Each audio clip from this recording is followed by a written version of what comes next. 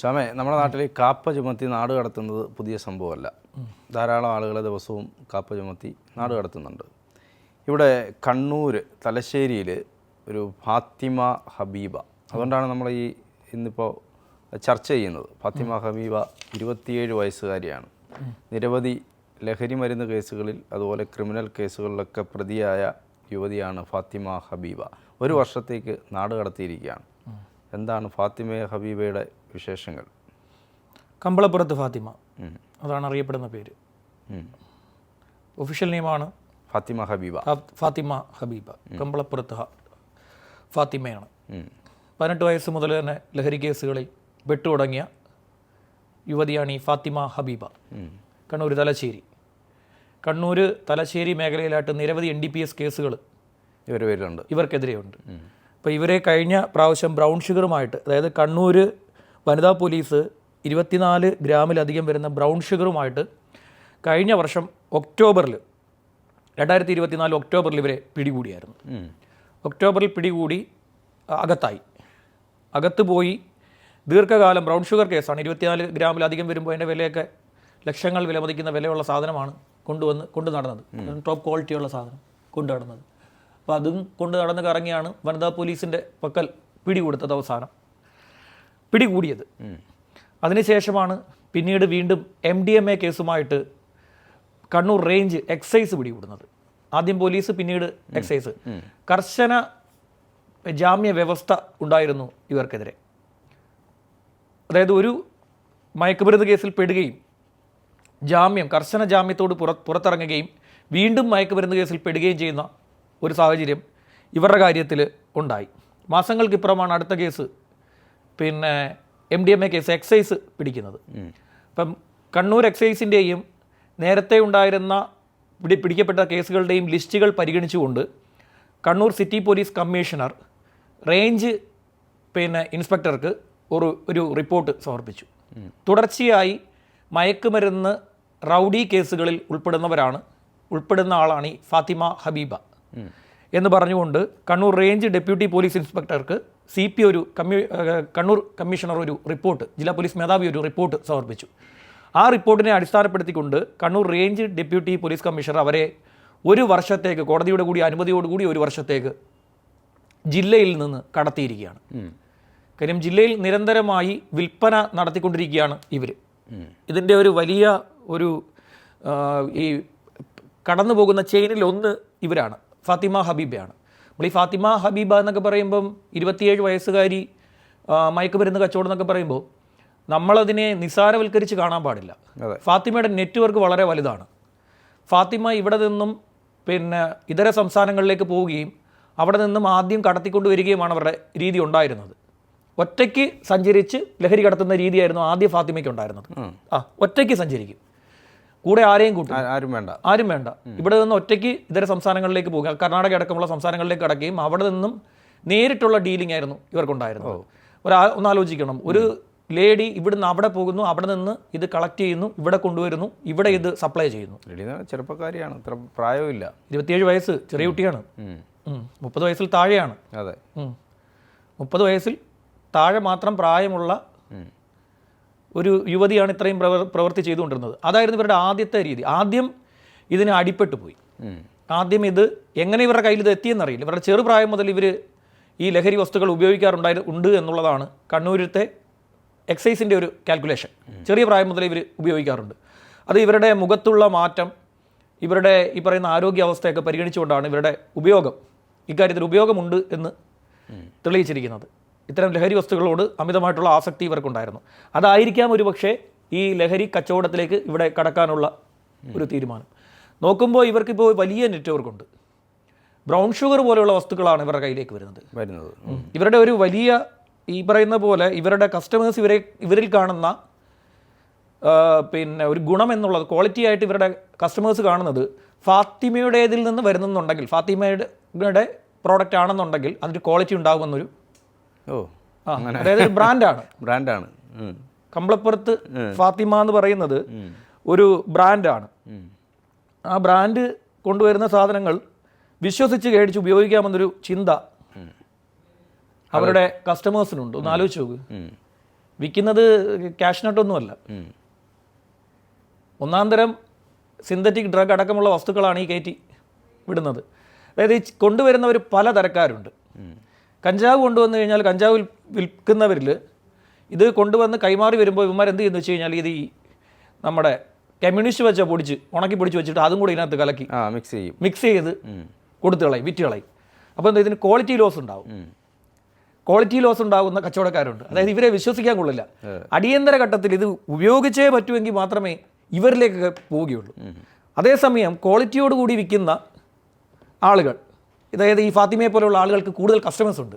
അവരുടെ കസ്റ്റമേഴ്സ് എല്ലാം തന്നെ വളരെ എന്താ പറയുക, ഇവർക്ക് വിശ്വസിക്കാവുന്നതും അവർക്ക് ഫാത്തിമയെ വിശ്വസിക്കാവുന്നതുമാണ്. പിന്നെ ഫാത്തിമയുടെ ഒരു വലിയ ക്വാളിറ്റി ആയിട്ട് അവർ കാണുന്ന മറ്റൊരു സാധനം എന്ന് വെച്ച് കഴിഞ്ഞാൽ ഫാത്തിമ ആരെയും ഒറ്റത്തില്ല. ഫാത്തിമയ്ക്ക് ഫാത്തിമയുടെ വഴി. ഫാത്തിമയ്ക്ക് ഫാത്തിമയുടെ വഴിയാണ്. ഫാത്തിമ ഈ പറയുന്ന ഈ മേഖലയിൽ നിൽക്കുന്ന ഒരാളെയും ഫാത്തിമ ഒറ്റില്ല. ഫാത്തിമയിൽ നിന്നും ആരെങ്കിലും ഒരു പേര് എഴുതി മേടിക്കാം. ഇപ്പോൾ പിടിച്ചപ്പോഴും കഴിഞ്ഞ പ്രാവശ്യം ബ്രൗൺ ഷുഗറുമായി പിടിച്ചപ്പോഴും എവിടെ നിന്ന് വന്നു, ഇതിൻ്റെ ഉത്ഭവം എവിടെയാണെന്നുള്ള സാധനം ഫാത്തിമയുടെ വായിൽ നിന്ന് കിട്ടിയില്ല. വനിതാ പോലീസ് കിടഞ്ഞ് ശ്രമിച്ചു ഇതിൻ്റെ ഉത്ഭവം എവിടെയാണെന്ന് കണ്ടുപിടിക്കാൻ. ഫാത്തിമയുടെ കയ്യിൽ നിന്ന് കിട്ടിയില്ല. ഫാത്തിമയുടെ ഫോൺ കോൾ പരിശോധിച്ച പ്രകാരമാണ് ഏതാനും പേരെങ്കിലും ഐഡൻറ്റിഫൈ ചെയ്യാൻ പറ്റിയത്. അതിൻ്റെ മുകളിലോട്ട് പോകാനും പറ്റിയില്ല. ഫാത്തിമ നിരന്തരം സിമ്മുകൾ മാറ്റിക്കൊണ്ടേയിരിക്കും.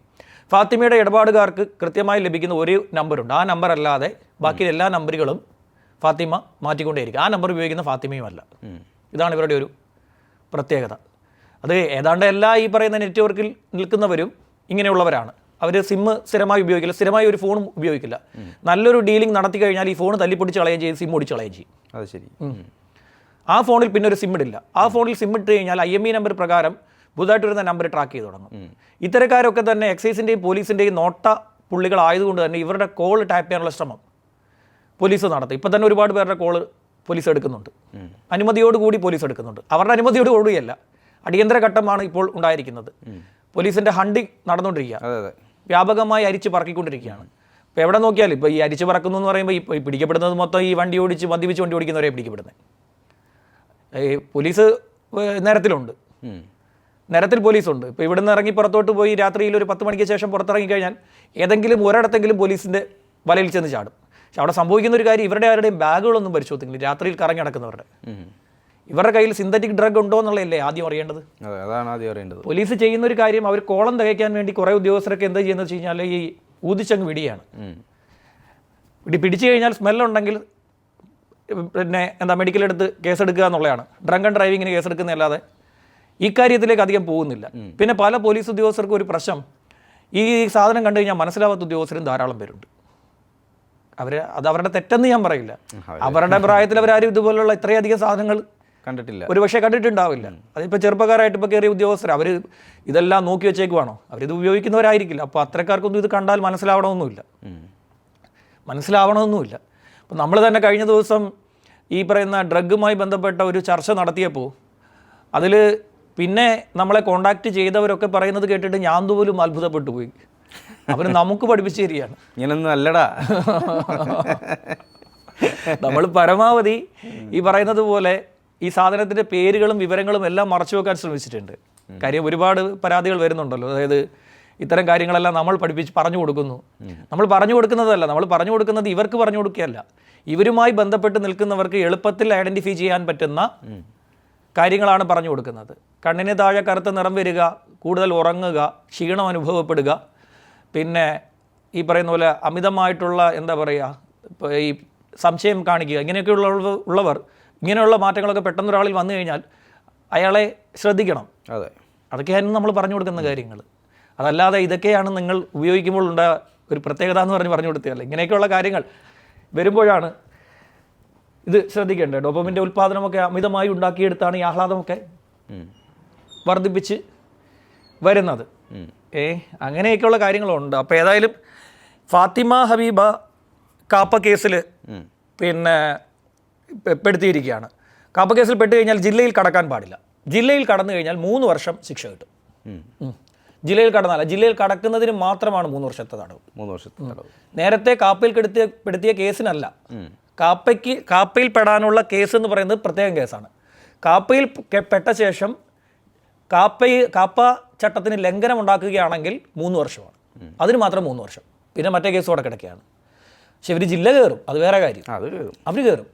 ഇവിടെ ജില്ല കടത്തിയിട്ടുള്ള, തിരുവനന്തപുരത്ത് ജില്ല കടത്തിയിട്ടുള്ള പ്രതികളെല്ലാം തന്നെ പിന്നെ നമ്മുടെ തട്ടത്തുമലത്തേക്ക് അപ്പുറം പോയി റൂം എടുക്കും. അപ്പോൾ ജില്ല കടന്നു. തട്ടത്തുമലയ്ക്ക് അപ്പുറം പോയി കഴിഞ്ഞാൽ ജില്ല കടന്നു. കൊല്ലമാണ്, പിന്നെ കൊല്ലം ജില്ലയാണ്. എന്നിട്ട് പോലീസ് എന്തെന്ന് വെച്ച് കഴിഞ്ഞാൽ ജില്ല കടത്തി. പോലീസ് ഓക്കെ ശരി, കാപ്പയടിച്ച് അവനെ ജില്ല കടത്തിയിട്ടുണ്ട്. എന്നിട്ട് ഇവൻ സിറ്റി കടന്ന് കറങ്ങും. സിറ്റി കടന്ന് കറങ്ങുമ്പോഴത്തേക്ക് പോലീസ് അറിയും. സ്പെഷ്യൽ ബ്രാഞ്ചുകാർ വിളിച്ചിട്ട് വിവരം കൊടുക്കും CPക്ക്, ഇതുപോലെ ജില്ല കടത്തിയോ എന്താ ഇവിടെ കിടന്ന് കറങ്ങുന്നുണ്ടെന്ന്. പോലീസ് വരുമ്പോൾ ഇവന്മാർ വീണ്ടും തട്ടത്തുമലയ്ക്ക് അപ്പുറം പോകും. അതാണല്ലോ ജില്ലാ അതിർത്തി. അല്ലെ ഇവന്മാർ അപ്പുറത്ത് പോയി പാറശാലയ്ക്ക് അപ്പുറം തമിഴ്നാട്ടിൽ പോയി കിടക്കും. അവിടെ പോയി കിടന്നിട്ട് ഇങ്ങോട്ട് കയറാൻ ബുദ്ധിമുട്ടാണ്. എന്താണെന്ന് വെച്ചാൽ പാറശാല ചെക്ക് പോസ്റ്റ് ഉണ്ട്. അല്ലെ ചെക്ക് പോസ്റ്റ് ഇല്ലാതെ അപ്പുറത്തൂടെ കറങ്ങി വരണം. 2 വഴി വന്നാലും ചെക്ക് ചെയ്യുക. ഏതെങ്കിലും കാരണവശാൽ പിടിക്കപ്പെട്ട് കഴിഞ്ഞാൽ പാറശാല കഴിഞ്ഞ് കടന്നു പോകാൻ റിസ്ക് ആണ്. അതുകൊണ്ട് ഇവരെന്ത് ചെയ്യുന്നത് വെച്ച് കഴിഞ്ഞാൽ തട്ടത്തുമല കടക്കും. ആറ്റിങ്ങൽ കടന്ന് അപ്പുറം പോയാലും പ്രശ്നമാണ്.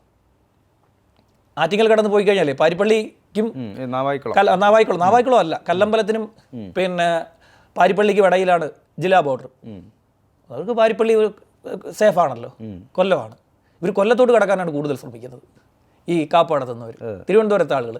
അപ്പോൾ ഇവരെന്തായാലും ഈ പറയുന്ന പോലെ ഇത്തരം നെറ്റ്വർക്കിൽ പെട്ടവരെന്തായാലും ഇതിൽ നിന്ന് വിട്ടുപോകില്ല, ഇതിൽ നിന്ന് മാറിപ്പോകില്ല. കാരണം അവരുടെ ഒരു എന്താ പറയുക, പിന്നെ ജീവനോപാധി എന്ന് പറയുന്ന ഇതാണല്ലോ. ജീവനോപാധി അവർക്കറിയാവുന്ന തൊഴിൽ ഇതാണ്. അവരെ വിളിച്ച് കൊണ്ടുവന്ന സെക്രട്ടേറിയറ്റ് അസിസ്റ്റൻ്റായിട്ട് ഇരുത്തി കഴിഞ്ഞാൽ ജോലി ചെയ്യും അവർ? ഇല്ലല്ലോ. അവർക്കറിയാവുന്ന പണി ഇതാണ്, അവരത് ചെയ്യും. ഈ സംസ്ഥാനത്തെ ആദ്യത്തെ പിന്നെ പെൺഗുണ്ട എന്ന് പറയുന്ന ശോഭ ജോൺ, നെയ്യാറ്റിൻകരക്കാരി, ബ്ലേഡ് സംഘത്തിൽ നിന്നാണ്. ശോഭയ്ക്ക് ഒരു ഗുണമുള്ളത്, ശോഭ ഈ രാസലഹരിയൊന്നും കടത്തത്തില്ല. ശോഭ ചെയ്തൊരു പണി കണ്ഠരര് രാജീവരെ വിളിച്ചു വരുത്തി ഭീഷണിപ്പെടുത്തി, പണം തട്ടി, ഫ്ലാറ്റ് വിളിച്ചു വരുത്തി, 2006 കേസ്. പിന്നെ 2011 പീഡന കേസ്, പെൺവാണിഭം, ബ്ലേഡ് മാഫിയ പരിപാടികൾ. പിന്നെ ആ വിജീഷ് എന്നാണ് എൻ്റെ ഓർമ്മ, അവിടെ കമ്മീഷൻ ഓഫീസിൻ്റെ അവിടെ ഇട്ട് കൊന്നേ വിജീഷ് വധ കേസ്, വിജീഷ് എന്നാണ് എൻ്റെ ഓർമ്മ. ശോഭ ജോണിൻ്റെ ഒരു എപ്പിസോഡ് പ്രത്യേകം എടുക്കേണ്ടി വരും. ശോഭ ജോൺ മിക്കവാറും പാർട്ടായിട്ട് എടുക്കേണ്ടി വരും, അത്രയധികം കഥയുണ്ട്. പിന്നെ നമ്മുടെ പൂമ്പാറ്റ ലിസി അല്ലേ പൂമ്പാറ്റ, ഒരുപാട് പെൺകുട്ടികളുണ്ട്. ഇപ്പോൾ കാപ്പ ലിസ്റ്റ് അടിച്ചിരിക്കുന്ന ഒരുപാട് പേരുണ്ട് കാപ്പ ലിസ്റ്റിൽ. അപ്പോൾ ഒരു പുതിയ കാപ്പയും കൂടെ ഇറങ്ങിയിട്ടുണ്ട്. അതാണ് ഫാത്തിമ ഹബീബ. നല്ല പേര്, നല്ല പേരാ. ആ പേര് ഒഫീഷ്യൽ നെയിമാണെന്നേ ഉള്ളൂ. കമ്പളപ്പുറത്ത് ഫാത്തിമ എന്ന് പറയണം. അതും നല്ല പേര്, അതും നല്ല പേര്. കമ്പളപ്പുറത്ത് ഫാത്തിമ എന്ന് പറഞ്ഞു കഴിഞ്ഞാൽ പോയി ചെന്നാൽ മതി. കമ്പളപ്പുറത്ത് ഫാത്തിമയുടെ ആളാണെങ്കിൽ ജോൺ എന്ന് പറഞ്ഞ് കണ്ണൂർ എക്സൈസുകാർ പൊക്കിക്കൊണ്ടു പോകും. ശരി.